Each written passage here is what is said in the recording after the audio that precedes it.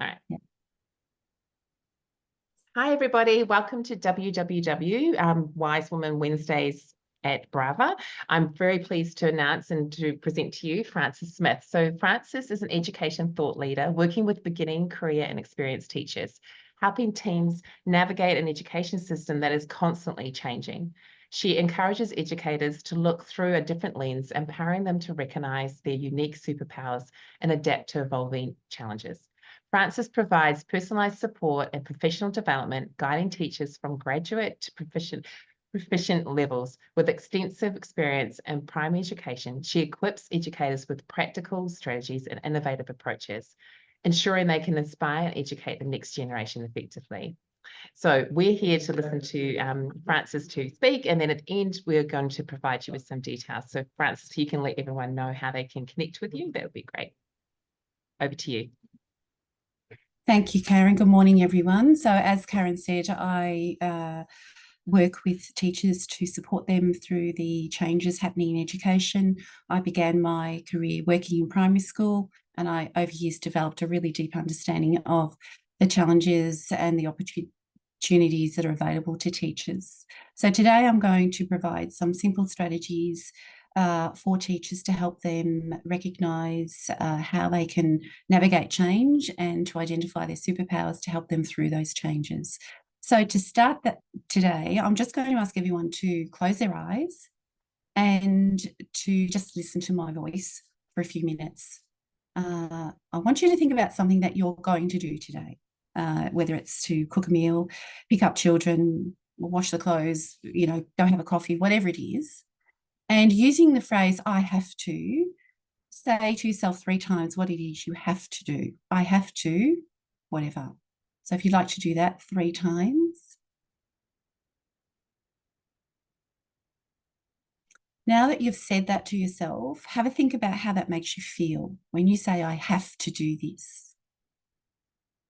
And just with your eyes still closed, keep that thought there and refer to the same action again, the same activity, but this time you're going to say, I get to have coffee today. I get to do whatever, and say it 3 times to yourself. Now think about how that makes you feel. And is it the same feeling that you had when you said, I have to do this?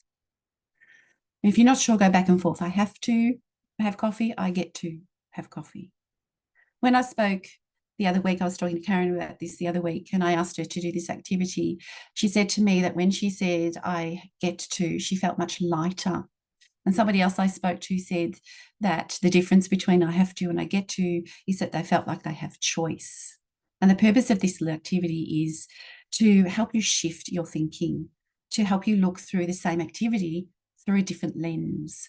And in teaching, so much of it is repetitive, yard duty every day, correcting, whatever it is you have to do every day, meetings, etc.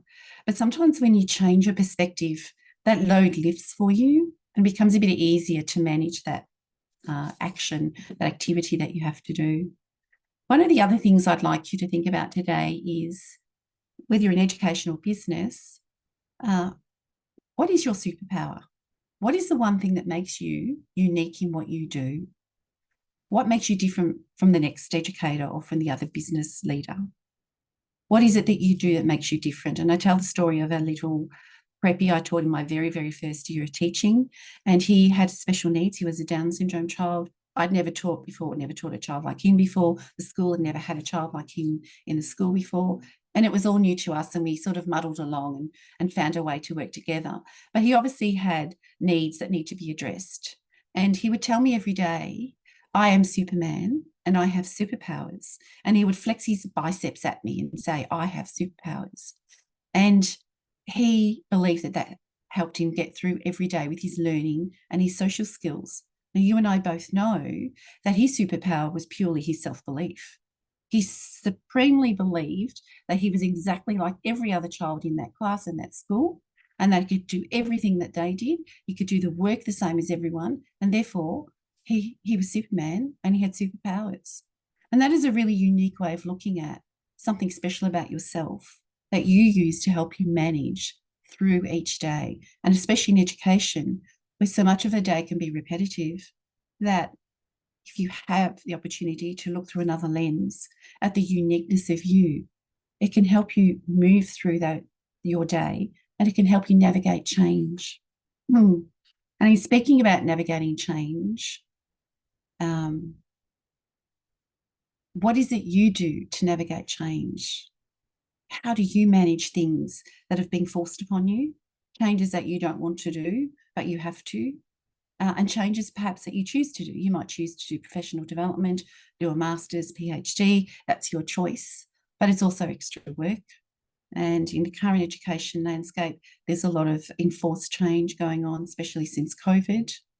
So how do you manage change? What are the little things that you do for yourself to help you manage change, especially when you don't want to change? So if you're aware of your superpower, and if you are practiced in looking at things from another perspective, is that something that you can use to help you navigate changes that cause you angst or make you feel uncertain about how you're going to navigate through each day, how you're going to teach a new skill in a different way, how you're going to work with your students in a different way? And the final thing that I'd like you to think about is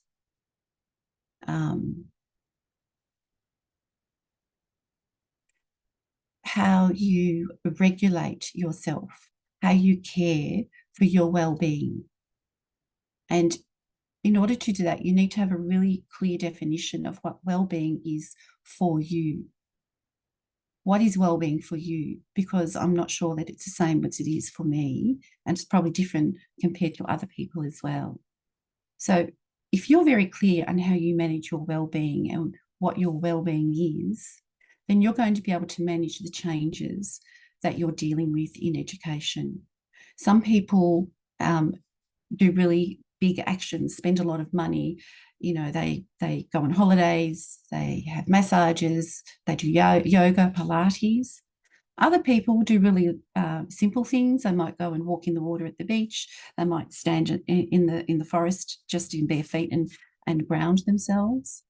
But on a day-to-day basis, in those moments during the day when you're being challenged, you can't do those things. So how is it that you address your well-being? One of the things that I talk about is self-regulation. How do you manage to self-regulate yourself in the moments when things get a bit feisty for you, if things go awry and you're trying to control a situation that's out of hand, or you just simply feel overwhelmed? I taught a class of 5, 6 children. They were a very feisty group of children. As someone said to me, Frances, every day is an adventure in that classroom, and it was. And I was talking with the children one day about how they manage their emotions, etc. And 3 children piped up at different stages and said to me, we know how you manage your emotions. And one child said, when I'm really naughty and I don't want to listen to you, you take 3 really deep breaths and you sort of wiggle your shoulders and roll your head. And then he said, you seem to be calmer. It was quite funny to watch, actually.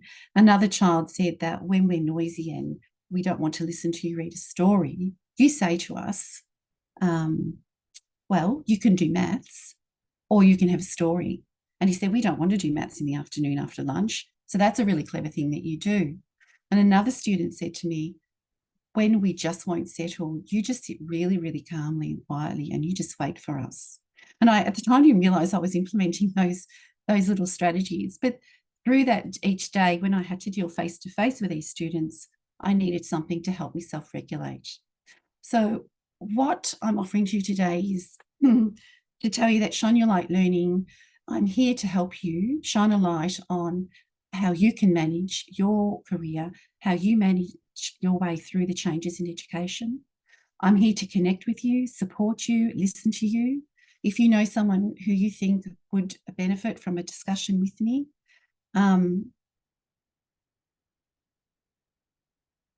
that would be really good thing to do, to send them. I've just realised this. I hadn't been doing my slides, but never mind.